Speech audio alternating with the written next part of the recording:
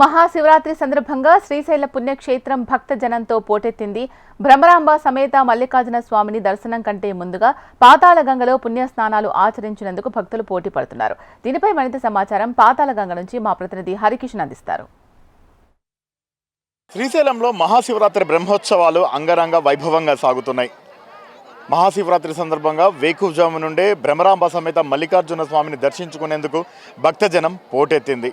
మరోవైపు ఆలయానికి వచ్చినటువంటి భక్తులందరికీ కూడా అధికారులు అన్ని ఏర్పాట్లు చేశామంటున్నారు. అయితే శ్రీశైలానికి వచ్చేటటువంటి ప్రతి భక్తుడు కూడా పాతాళగంగలో పుణ్యస్నానం ఆచరించేందుకు ప్రత్యేక మక్కువ చూపుతాడు. పాతాళగంగకు పురాణాల్లో ప్రత్యేక చరిత్ర ఉంది. ఏకంగా 7 నదులు కలిసినటువంటి పుణ్య జలాలన్నీ కూడా పాతాళగంగకు వచ్చి చేరుతాయి. కృష్ణ, వేణి, తుంగ, భద్ర, మలాపహరిణి, భీమరథి, భవనాసి ఈ 7 నదులన్నీ కూడా సంగమేశ్వరంలో సంగమించి అక్కడి నుంచి వడివడిగా అడుగులు వేసుకుంటూ పాతాళగంగకు వచ్చి చేరుతాయి. అయితే ఈ 7 నదుల్లో 6 నదులు స్త్రీ నదులు కాగా భవనాసి అనేది పురుష నది. ఈ 6 నదులు కూడా అన్నీ కూడా పడమర పుట్టి తూర్పు వైపుకు ప్రవహిస్తే భవనాసి ఒక్కటి మాత్రము తూర్పున పుట్టి పడమరకు ప్రవహిస్తుంది.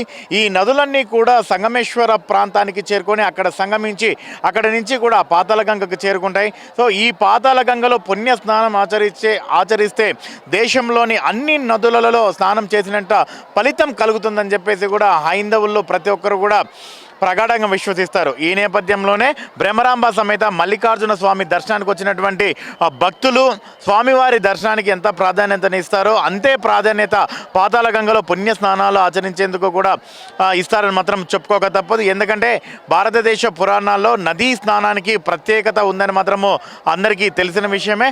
కాబట్టి 7 నదులు సంగమించేటటువంటి ఈ ప్రాంతంలో పుణ్య స్నానం ఆచరించేందుకు పెద్ద ఎత్తున మక్కువ చూపుతారు. మరోవైపు ఒకసారి మనం విజువల్స్లో చూస్తున్నాము. చిన్న పెద్ద అన్న తేడా లేకుండా, ముసలి ముతక అన్న తేడా లేకుండా ప్రతి ఒక్కరు కూడా తరలి వచ్చి ఇక్కడికి పుణ్యస్నానం ఆచరించేందుకు మక్కువ చూపుతున్నారు. అలాగే దీపాలు కూడా వెలిగిస్తున్నటువంటి పరిస్థితి కూడా ఉంది. మరోవైపు ఈ సంవత్సరం పెద్ద ఎత్తున సింహస్వాములు శ్రీశైల మల్లన్న దీక్ష తీసుకున్నారు. వారందరూ ఈ ప్రాంతానికి వచ్చి ఇక్కడనే పుణ్యస్నానం ఆచరించి ఆ తర్వాత మాల విసర్జన చేయడం అనేది కూడా ఆనవాయితీగా వస్తుంది. ముందుగా ఇరుముడి కట్టుకొని అలాగే ధూళి దర్శనంతో స్వామివారి దర్శనానికి వెళ్ళి అక్కడ ఇరుముడి అనేది సమర్పిస్తారు. అక్కడి నుంచి ఉదయం నుంచి ఇక్కడికి వచ్చి శివస్వాములందరూ కూడా పుణ్యస్నానాలు ఆచరించి ఇక్కడే మాల విసర్జన చేస్తారు. అయితే దేవస్థానం అధికారులు ఒకటే చెప్తున్నారు. ప్రధానంగా ఎవరైతే శివస్వాములు వచ్చి ఇక్కడ శివదీక్ష మాల విసర్జన చేసే సమయంలో వారి వస్త్రాలన్నీ కూడా ఇక్కడే పడేయడం, అలాగే మాలలన్నీ ఇక్కడ ఉన్నటువంటి చెట్లపైన వేయడం జరుగుతోందని, వాటి వల్ల చాలా పాపాలు కలిగేటటువంటి అవకాశం ఉంది. కాబట్టి ఎవరు కూడా ఇక్కడ మాల విసర్జన చేయవద్దని, అలాగే వారి వస్త్రాలు కూడా ఇక్కడ గంగలో అనేది కూడా వేయవద్దని చెప్పేసి మరీ విజ్ఞప్తి చేస్తున్నటువంటి పరిస్థితులు ఉన్నాయి. సో ఒకసారి మనం విజువల్స్లో కూడా చూస్తున్నాం. ఒక శివస్వామి తన 41 రోజుల మండల దీక్షను కంప్లీట్ చేసి ఈరోజు స్వామివారికి ఇరుముడి సమర్పించి ఇక్కడ పాతాళగంగలో పుణ్య స్నానం ఆచరించి చివరిగా తను జపం చేసుకుంటున్నటువంటి సిచ్యువేషన్ కూడా చూడొచ్చు. అలాగే ప్రతి హైందవుడు కూడా ఆరాటపడతాడు పాతాళగంగలో పుణ్య స్నానం ఆచరించేందుకు. ఆలయానికి వచ్చేటటువంటి భక్తులు, ముఖ్యంగా పాతాళగంగలో స్నానానికి వచ్చేటటువంటి భక్తులకు నీటి వల్ల ఎటువంటి అపాయం కలగకుండా ఉండేందుకు దేవస్థానం అధికారులు ప్రత్యేకమైన చర్యలు తీసుకున్నటువంటి పరిస్థితి కూడా ఉంది. మరోపక్క ఈ స్థానికంగా ఉన్నటువంటి ఎవరైతే బెస్తలు ఉన్నారో, గంగపుత్రులు ఉన్నారో వీళ్ళందరినీ కూడా అపాయింట్ చేసుకోయింది. ప్రతిరోజే ఈ గంగపుత్రులకు సంబంధించినటువంటి వ్యక్తి మనతో ఉన్నారు. చెప్పండి, మొత్తం మీరు ఎంతమంది ఇక్కడ విధులు నిర్వహిస్తున్నారు? 80 మంది సార్. 80 మంది నిర్వహిస్తున్నాం గంగాభవాని తెప్పకుల సంఘం వల్ల. అంటే మీరు ఇక్కడ లోకల్గానే ఉంటారా? మీరు ఎంత చెల్లిస్తారు? ఎన్ని రోజుల పాటు నిర్వహిస్తారు? లోకల్గానే ఉంటాం సార్. మాకు దేవస్థానం వాళ్ళు అమౌంట్ ఇస్తారు. ఇది సార్ మా పెద్దల కాలంటూ కూడా మేము ఇదే సేవ చేస్తున్నాం సార్. ఏ భక్తులకు కూడా అపాయం జరగకుండా, హాని జరగకుండా కాపాడుకుంటూ వస్తుంది. ఇంతవరకు ఏ సమస్య జరగలేదు సార్. మల్లికార్జున దయ వలన, భ్రమరాంబ దయ వలన మాకు ఇటువంటి సమస్యలు ఏం రాలేదు.